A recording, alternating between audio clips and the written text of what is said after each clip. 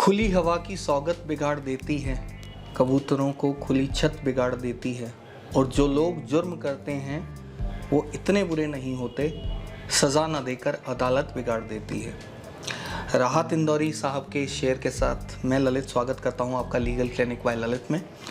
Journal defences यानी journal exceptions के IPC 8060 के लेक्चर्स के कंटिन्यूएशन में आज हम पढ़ेंगे कुछ और जर्नल डिफेंसेस के बारे में।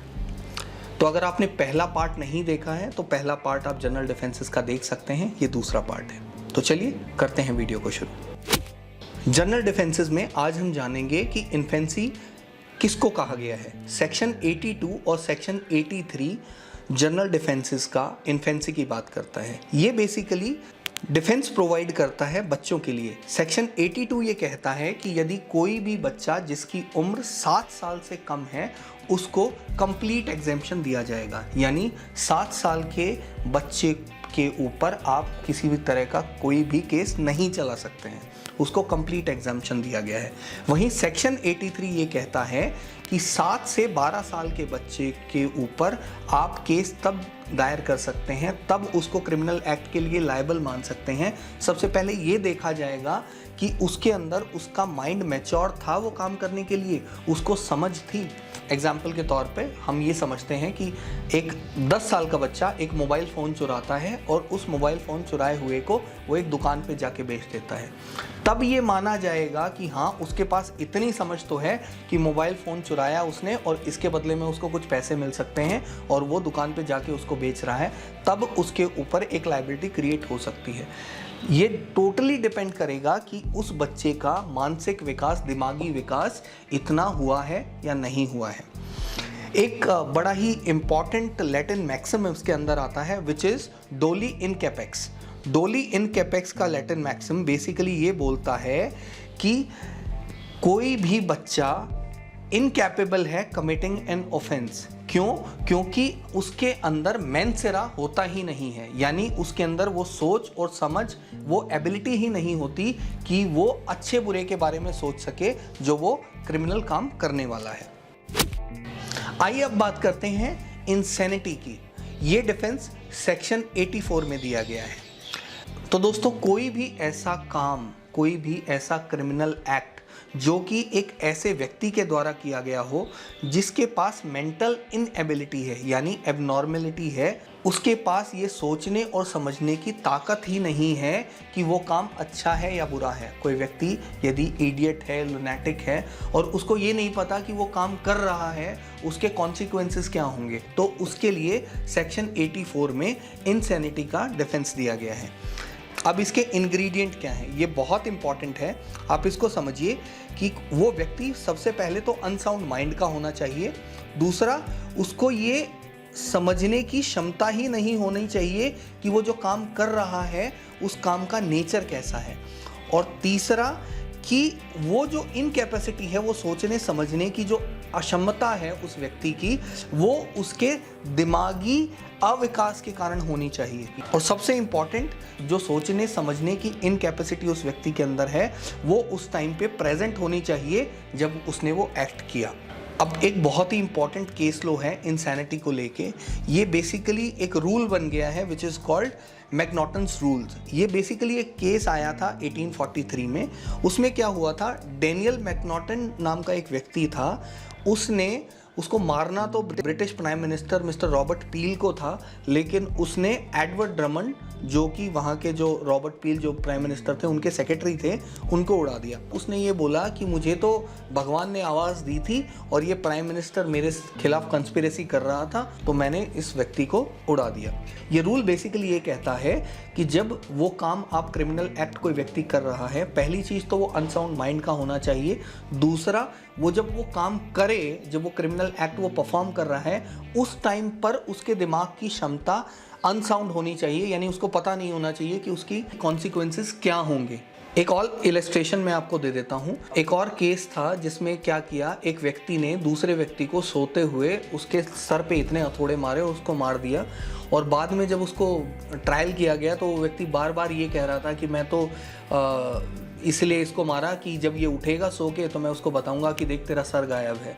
तो दिस क्लियरली डिफाइंस कि वो व्यक्ति इनसेन था और जब उसने वो काम किया तब उसके पास वो सोचने समझने की ताकत ही नहीं थी कि वो क्या कर रहा है।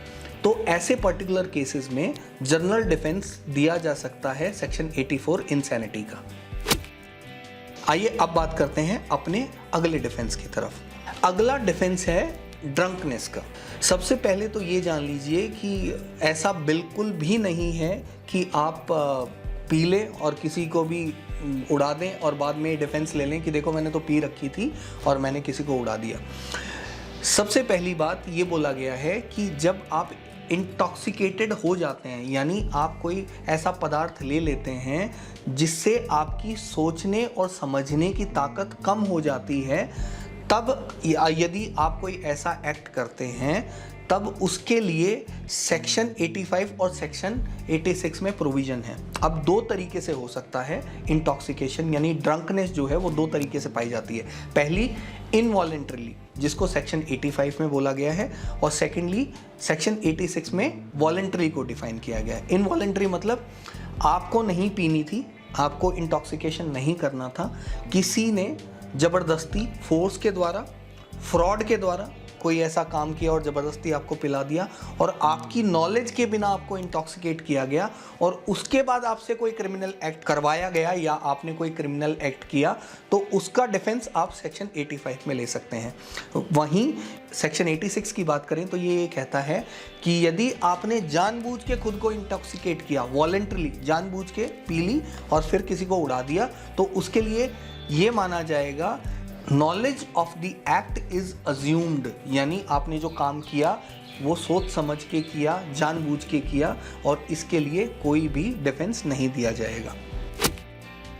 अगला डिफेंस आता है कंसेंट का, यानी मंजूरी, यानी हामी भरना। तो लॉ ऑफ टॉर्ट में आपने कंसेंट के बारे में पढ़ा होगा। देखिए, कंसेंट को फ्री तब नहीं माना जाता जब उसमें 5 चीज़ें प्रेजेंट होती हैं, या तो कोर्शन हो, या अनड्यू इन्फ्लुएंस हो, या फ्रॉड हो, मिस रिप्रेजेंटेशन हो और मिस्टेक हो। यदि इन 5 चीज़ों में से कोई भी अगर कोई चीज़ प्रेजेंट है तो ये माना जाएगा कि आपका कंसेंट फ्री नहीं है। कंसेंट के डिफेंस के लिए सेक्शन 87 से 91 तक प्रोविजन दिए गए हैं। सेक्शन 87 इसके लिए एक लैटिन मैक्सिम है, ये है वोलेंटी नॉन फिट इंजरिया, यानी to a willing person no injury is done.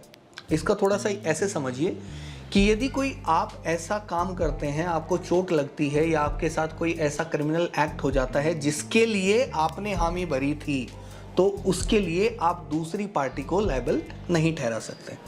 Example के लिए आप पैराग्लाइडिंग करते हैं, आप बंजी जंपिंग करते हैं, तो आप खुद जाते हैं बंजी जंपिंग करने, खुद पैराग्लाइडिंग के जाते हैं और आपको चोट अगर लग जाती है सारी प्रिकॉशंस लेने के बाद भी, तो आप पैराग्लाइडिंग वाले को ये नहीं बोल सकते कि देखिए आपने पैराग्लाइडिंग गलत कराई और उसकी वजह से मेरे को चोट लग गई।